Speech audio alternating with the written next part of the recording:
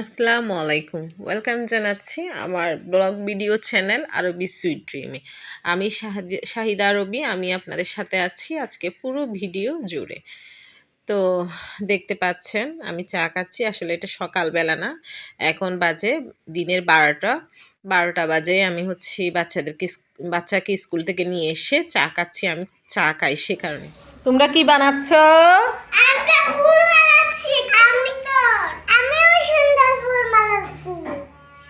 তুমি বানাচ্ছ যে? হ্যাঁ। দেখি তুমি বানাও তো, তুমি বানাইতে পারো?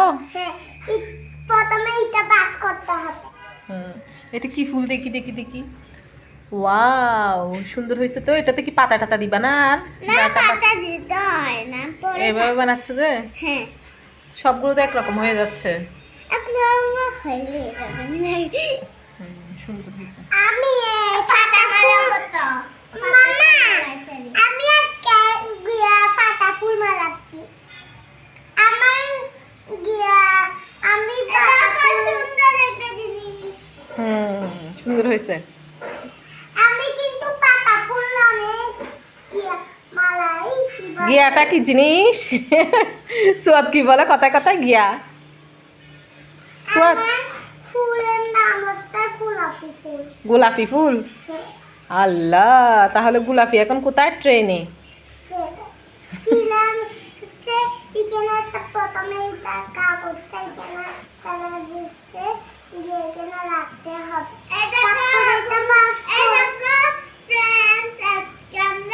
কি বানাইয়েছি আমি?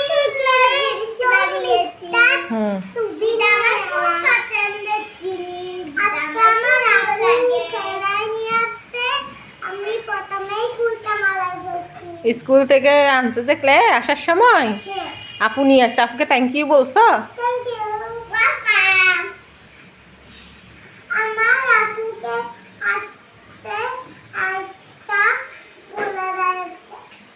আচ্ছা,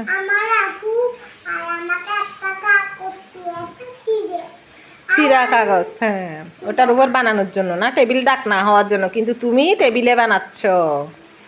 আমার কিন্তু প্রথমে পাতা ফুলটা আমার ভিডিও আমি সবসময় আচ্ছা, তুমি ইউটিউব করতেছো যে? ভালোই তো। আচ্ছা ঠিক আছে, ওকে। বাচ্চারা খেলতেছে, সেই ফাঁকে আমি চলে আসলাম রান্নাঘরে এসে আসলে রাইস কুকারে প্রথমে ভাতটা বসিয়ে দিচ্ছি, কারণ অনেক দেরি হয়ে গেছে, অলমোস্ট জোহরের আজান দিয়ে দিচ্ছে। তো ভাতটা তাড়াতাড়ি করে রাইস কুকারে বসিয়ে দিয়ে আমি বাকি কাজগুলা করব।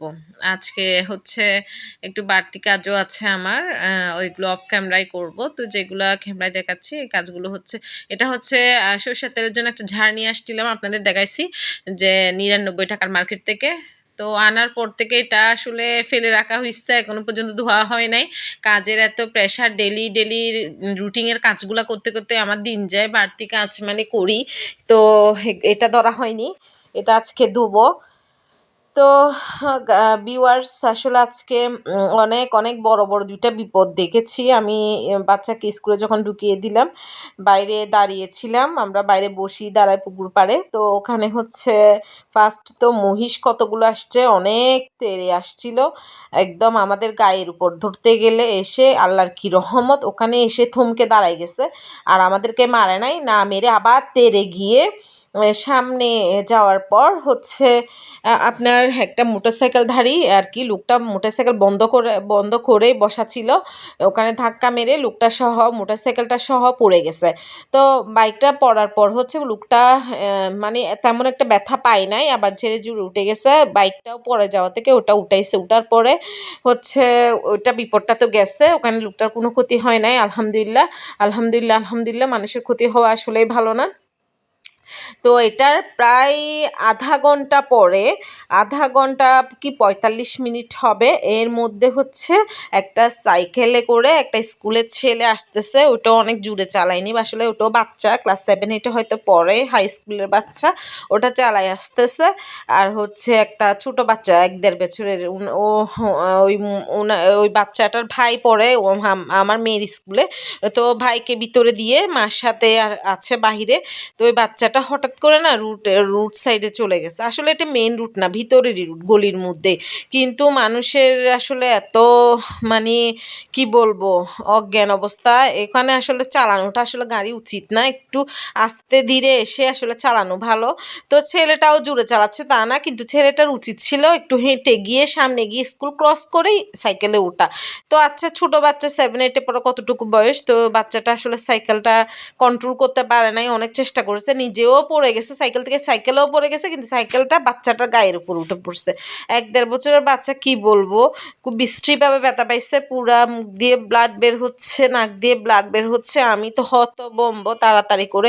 আবার ওই বাচ্চাটা খুব ভালো ফ্যামিলি, যেটা সাইকেল চালাচ্ছিল ওটা পালাই যায় নাই বা চলে গেছে তেমন কোনো হয় নাই। ওই ছেলেটা তাড়াতাড়ি এসে বাচ্চাটাকে কুলে নিয়ে তার মাকে সহ নিয়ে ডাক্তারের কাছে চলে গেছে। তো দেখলাম যে হিউম্যানিটি আসলে বাচ্চাদেরকে ফ্যামিলিগতভাবে শিক্ষা দিলে আসলে হয়, কিন্তু চোখের সামনে এই 2টা বিপদ দেখে আমি আজকে সত্যি হতভম্ব, অনেক হতাশ।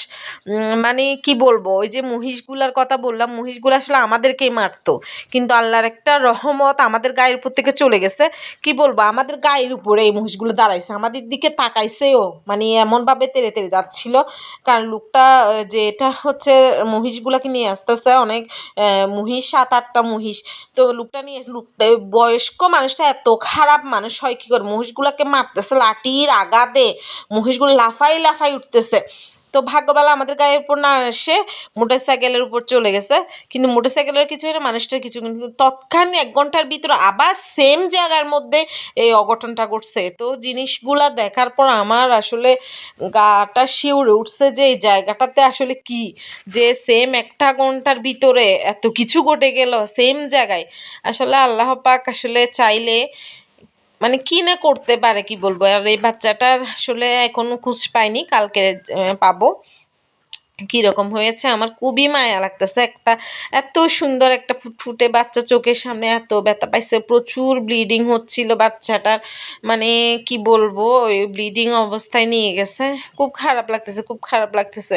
আমি কি বলবো আসলে বলে বুঝাইতে পারতেছি না, আসলে এতটাই খারাপ লাগতেছে।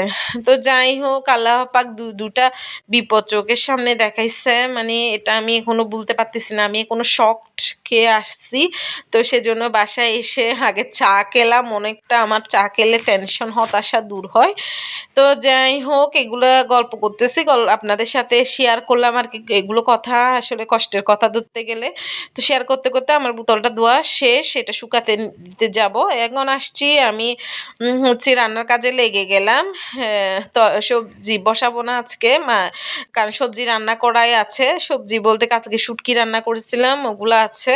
তো এখন আমি যেটা করব সেটা হলো মাংসের জন্য সব কিছু নিব, ব্লেন্ডার করারগুলো করে ফেলছি, এখন হচ্ছে কাটা কুটার এগুলাই করতেছি। টমেটোও দিব সাথে, কারণ সস নেই, সস থাকলে আর টমেটো দিই না, যেহেতু সস নেই সেহেতু টমেটো দিব। তো এগুলো কেটে কুটে নিচ্ছি, মুরগির মাংস রান্না করবো ফার্মের। তো যাই হোক, রান্না বান্না করতেই হয়, মানুষের কথায় আছে না, অনেকেই বলে, আসলে এটা আমি মিলিয়ে দেখেছি যে এটাই সঠিক কথা। সেটা হচ্ছে সকালে রান্না করলে দুপুরের টেনশন, দুপুরে রান্না করলে রাতের টেনশন। ওই রান্নার টেনশনটাই আসলে আমাদের বাঙালিদের সবসময়, বাঙালি মেয়েদের ঘুরপাক খায়। অন্যান্য কান্ট্রিতে আসলে ওটা হয় না, কারণ হচ্ছে ওরা হোটেল রেডি থাকে, হোটেলের মধ্যে গিয়ে টাইমলি খেয়ে ফেলতেছে, রেস্টুরেন্টে গিয়ে। আমাদের বাংলাদেশে এটা হয় না, আমাদের বাংলাদেশে ম্যাক্সিমাম মানুষ হচ্ছে ঘরোয়া খাবারই খায়। হ্যাঁ, দোকানের খাবার খায়, কিন্তু এগুলো ম্যাক্সিমাম ছেলেরা খায়, মেয়েরা খুবই কম খায়। তো যাই হোক, আর কি ওটা ওটা মাথায় আসছে, কারণ সবাই বলে শুনি, আমি মিলিয়ে দেখতেছি যে আসলে আমার বেলায় সেরকম, সকালে রান্না করলে দুপুরে কী রান্না করবো, দুপুরে রান্না করলে রাতে কী রান্না করবো, আবার রাতে রান্না করে ঘুমাই, সকালে উঠে যে কী করবো সেটাও একটা টেনশন থেকে যায়।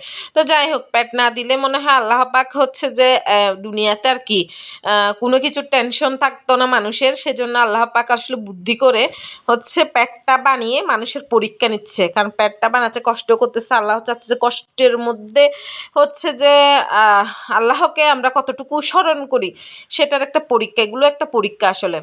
যাই হোক, পেটের জন্য মানুষের এত কষ্ট, এত টাকার উপর টাকা মানুষ করে কি জন্য? পেটের জন্য, একটু ভালো থাকার জন্য, ভালো খাওয়ার জন্য। ভালো থাকাটা কখন নির্ভর করে? ভালো খেতে পারলেই তো ভালো থাকাটা নির্ভর করবে। সব কিছু হচ্ছে খাওয়া দাওয়ার উপর নির্ভর। যাই হোক, আমি বসিয়ে দিচ্ছি, তেলটা বসিয়ে দিলাম কড়াইতে।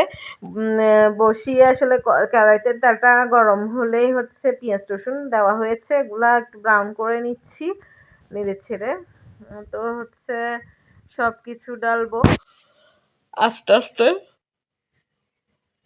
আমি বাসার জন্য শুধু হচ্ছে রেগুলার যেটা রান্না করি আমি মাংস, সেটার মধ্যে আমি একটু মশলা টশলা এগুলো কমই অ্যাড করি, খুবই সাধারণভাবে রান্না করার চেষ্টা করি।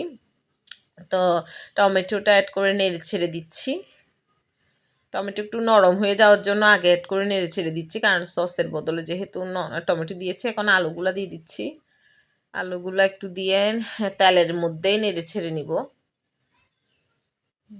তেলের মধ্যে একটু নেড়ে ছেড়ে ভেজে নিব, তাহলে আলুটা টেস্টটা একটু বেশি হয় তেলের মধ্যে যদি ভেজে নেওয়া হয়। অনেকে একদম লাল লাল করে ফেলে, কিন্তু আমি বাসার মধ্যে তো তেল কম দিয়ে রান্না করি, সেহেতু লাল লাল করি না। তো মুরগির মাংস এগুলো ফার্মের দিচ্ছি। আসলে আমি ফার্মের মুরগি সবসময় ফ্রাই করে ফেলি, আজকে হচ্ছে তেলে এইভাবে দিয়ে শক্ত করে ফেলবো। একটু নেড়ে ছেড়ে দিয়ে শক্ত হয়ে আসবে। তো মশলা সহ একসাথে যদি অ্যাড করে দিই এটা বেশি নরম হয়ে যায়, সেজন্য আসলে এভাবে করতেছি। যে যেভাবে করে রান্না আসলে সব দিক দিয়ে মজা হয়, যার টেস্ট যেরকম অনুযায়ী সেভাবে। আমি সবসময় বলি ফ্যামিলির টেস্ট অনুযায়ী বানাইতে হয় ঘরোয়া খাবারগুলা। আসলে ঘরোয়া খাবার বানাইতে হবে। আমার ফ্যামিলিতে কীরকম, কার রুচি কীরকম, আমাদের রুচিটা মেনটেন করে আমাদের বানাতে হবে। অন্যের রুচি মেনটেন করে বানানো যায় না ঘরোয়া খাবার, এগুলো গেস্ট আসলে বানানো হয়। তো সব কিছু এখানে বেরেস্তা মশলা সব কিছুই অ্যাড করা একসাথে, এগুলো ঢেলে দিচ্ছি। মাংসটা আসলে একটু শক্ত করে নেওয়ার পরে এগুলো ঢাললাম, নেড়ে ছেড়ে দিয়ে ভালো করে নেড়ে ছেড়ে দিতে হবে, যাতে মাংসের মধ্যে মশলাগুলো ঢুকে যায়। মাংসের মধ্যে মশলাগুলো না ঢুকলে আসলে মাংসটা সাদা সাদা হয়ে থাকবে, ভালো লাগবে না দেখতে, খেতেও আর মজা হবে না। তো একটু পানি অ্যাড করতেছি কষানোর জন্য। এটা হচ্ছে মরিচ মাখানো বাটিতে একটু পানি নিয়ে অ্যাড করে দিলাম, এটা কষাবো। নেড়ে ছেড়ে দিয়ে ঢাকনা দিয়ে কষিয়ে নেব কতক্ষণ। যে কোনো জিনিস কষিয়ে রান্না করলে অনেক টেস্টি হয়। তো ভালো করে নেড়ে ছেড়ে দিচ্ছি। নেড়ে ছেড়ে আমার নানুরা বলতো যে হাতের মাখানোতে নাকি মজাটা আলাদা। তো আমি বলি যে নাড়াচাড়ার মধ্যে কষানোর মধ্যে মজাটা আলাদা। তো নেড়ে ছেড়ে দিলাম, দিয়ে একটু ঢাকনা দিয়ে কষানোর জন্য আর কি কতক্ষণ হচ্ছে কষিয়ে নেব রান্নাটা। এভাবে করলে আসলে অনেক টেস্ট হয়, মশলার ঘ্রাণটা চলে যায়। তো কষানো হয়ে গেছে আমার, তেলগুলো একটু একটু বেশি উঠলেই বোঝা যায় কষানো শেষ। Please like and subscribe my channel. আবার উল্টিয়ে পাল্টিয়ে ভালো করে নেড়ে ছেড়ে দিচ্ছি। এই যে নেড়ে ছেড়ে দিলাম, নাড়াচাড়ার পরে আসলে পানি অ্যাড করতে হবে পরিমাপ মতো। আপনি যতটুকু ঝুল খেতে পারেন ততটুকু পরিমাপ মতো পানিটা অ্যাড করতে হবে। আমরা মাংসের মধ্যে একদম অতিরিক্ত ঝুলটা খাই না, মোটামুটি দরকার হলে হচ্ছে ঝুল খাইতে ইচ্ছে করলে ডাল করে নিব দরকার হলে, কিন্তু অত বেশি খাই না আসলে, ভালো লাগে না। তো এভাবে আমি লবণটা আগে দিই নাই, এখন লবণটা একটু পরে দিচ্ছি, কারণ আমার ইদানিং কেন জানি না লবণ বেশি হচ্ছে না হলে কম হচ্ছে, কেমন জানি হয়ে যাচ্ছে, সেজন্য একদম পানি টানি দেওয়ার পরেই আমি লবণটা একটু অ্যাড করতেছি। হয়ে গেছে, এখন ঢাকনাটা দিয়ে দিব। এই যে আমার রান্না শেষ, এবার হয়ে গেলে নামিয়ে নিব। আসলাম খাওয়া দাওয়ার জন্য, রান্না শেষে বাচ্চাকে গোসল করিয়ে এই যে আমার রান্না বান্না এগুলা সব কিছু টেবিলে নিয়ে বসে গেছি, কারণ অনেক টাইম হয়ে গেছে। আমার বাচ্চা হচ্ছে খাচ্ছে শশা। থ্যাংকস ফর ওয়াচিং, আল্লাহ হাফেজ।